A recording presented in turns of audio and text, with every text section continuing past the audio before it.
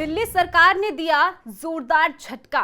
रद्द किए गए 55 लाख गाड़ियों की रजिस्ट्रेशन। 55 लाख लोगों को नहीं मिलेगा डीजल पेट्रोल। क्या आप भी चलाते हैं दिल्ली नंबर की कार? कहीं आपकी कार भी तो नहीं हो गई बेकार? अगर आप भी दिल्ली में रहते हैं और दिल्ली नंबर की कार चलाते हैं तो जल्द ही एक बार अपनी गाड़ी का रजिस्ट्रेशन चेक करा लीजिए, क्योंकि दिल्ली सरकार ने एक झटके में 55 लाख गाड़ियों की रजिस्ट्रेशन रद्द कर दिए हैं। इसका मतलब ये हुआ कि अब इन गाड़ियों को डीजल पेट्रोल नहीं मिलेगा और जहां भी आरटीओ विभाग की नजर आपकी गाड़ी पर पड़ी तो आपकी कार जब्त कर ली जाएगी। दिल्ली में नो फ्यूल पॉलिसी क्या है, ये आपको बताएंगे। इस नियम को लेकर सरकार की पूरी गाइडलाइन क्या है, डिटेल में आपको बताएंगे। तो अगर आपकी गाड़ी की उम्र भी 10 साल या फिर उससे ज्यादा हो चुकी है तो इस खबर को आखिर तक देखिए। साथ ही आयोन भारत को सब्सक्राइब करना ना भूलें। स्वागत है आपका, मेरा नाम तानिया। दिल्ली की जनता को साफ हवा मिल सके और राजधानी को प्रदूषण मुक्त बनाया जा सके, अब इस दिशा में सीएम रेखा गुप्ता ने बड़ा और सख्त कदम उठाया है। दिल्ली सरकार ने प्रदूषण पर लगाम कसने के लिए पुरानी और कंडम गाड़ियों को पेट्रोल डीजल देने पर रोक लगाने का फैसला किया है। यानी कि अब नए नियम के मुताबिक पुराने और कंडम हो चुकी वाहनों को फ्यूल स्टेशन पर पेट्रोल और डीजल नहीं मिलने वाला है।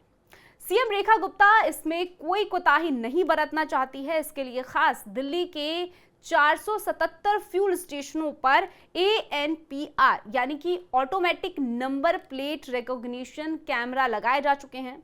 यानी कि दिल्ली में पुरानी गाड़ी चलाने वालों की अब खैर नहीं है। दिल्ली सरकार ने पुरानी गाड़ियों के प्रबंधन को लेकर नई गाइडलाइन जारी की है, जिसका सीधा असर दिल्ली की सड़क पर दौड़ रही पुरानी गाड़ियों पर पड़ेगा। नए नियम के मुताबिक अब 15 साल से पुरानी गाड़ियों का रजिस्ट्रेशन रद्द कर दिया गया है। प्रदूषण से निपटने के लिए ये कितना अहम और बड़ा कदम है, यह आप इसी से समझ सकते हैं कि राजधानी में 15 साल से पुरानी गाड़ियां लगभग 55 लाख से भी ज्यादा है। दिल्ली परिवहन विभाग की गाइडलाइन के मुताबिक 2024 से दिल्ली में 10 साल से पुरानी डीजल और 15 साल से पुरानी पेट्रोल CNG गाड़ियों का रजिस्ट्रेशन रद्द कर दिया गया है। ऐसी गाड़ियों की पूरी लिस्ट परिवहन विभाग की वेबसाइट पर डाल दी गई है। आप चाहे तो जाकर अपनी गाड़ी से जुड़ी जानकारी ले सकते हैं।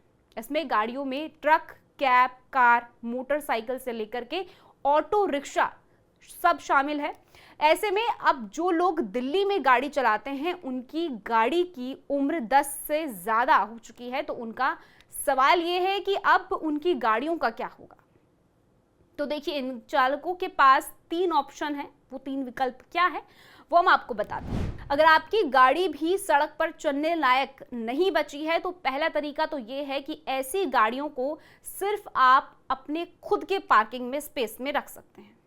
अगर आपकी गाड़ी की उम्र हो चुकी है तो आपको भी गाड़ी की आखिरी तारीख के 1 साल के अंदर राजधानी के इलाके से बाहर ले जाना होगा। इसके लिए आपको NOC यानी कि नो ऑब्जेक्शन सर्टिफिकेट लेना होगा। गाइडलाइन के मुताबिक ऐसी गाड़ियों को स्क्रैप करें, इसके लिए आप वॉलेंट्री व्हीकल स्क्रैपिंग एप्लीकेशन के जरिए किसी रजिस्ट्रेशन मोटर स्क्रैपिंग सुविधा इस्तेमाल कर सकते हैं।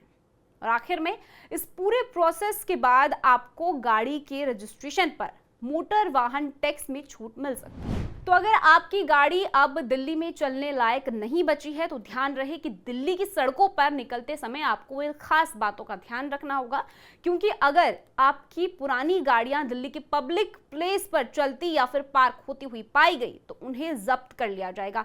साथ ही 5,000 या फिर 10,000 रुपए तक जुर्माना भी भरना पड़ सकता है। जल्द ही ऐसी गाड़ियों के लिए पेट्रोल, डीजल और CNG मिलना भी बंद हो जाएगा और साथ ही NOC जारी होने के 1 महीने के अंदर गाड़ी को दिल्ली से बाहर नहीं निकाला गया तो उसकी पार्किंग भी इलीगल मानी जाएगी।